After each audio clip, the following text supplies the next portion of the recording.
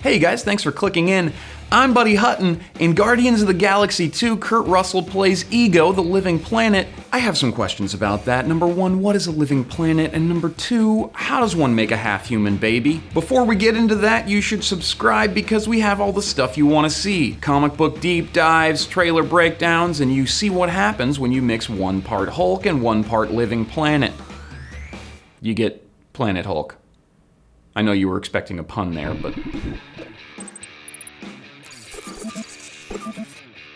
Ego has a lot of family issues. His father was an entity known as the Stranger, who created Ego from a barren planet and then banished him to a place called the Black Galaxy. Thanks, Dad. His dad also created Alter Ego, another living planet created with the sole purpose of destroying Ego.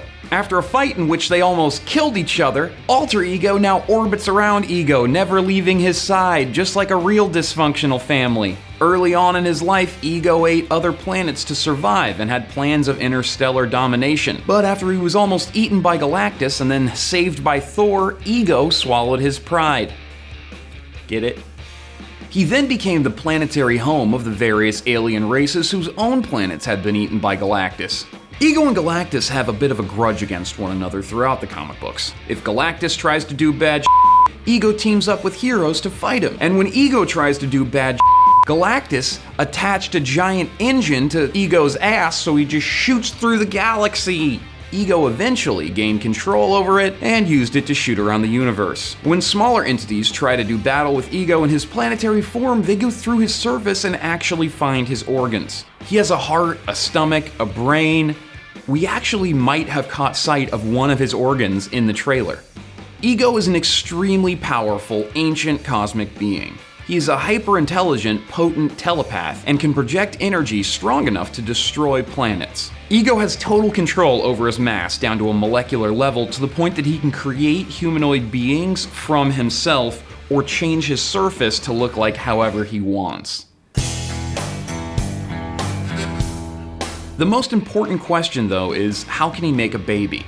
Maybe he used his telepathy like a weird dating app to get an Earth woman to go out with him and then actually contributed part of himself using molecular manipulation to make a baby.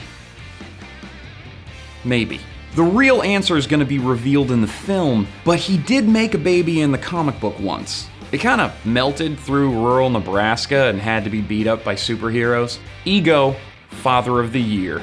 No, Father of the Millennia. In the comics, Ego isn't Starlord's father. He has a few connections to the comics, like his brother Alter Ego being in the Collector's collection. Also, Ego has served as the planetary home to the Nova Corps, he's battled Thanos, and he's hired Rocket Raccoon to rid his surface of space lice.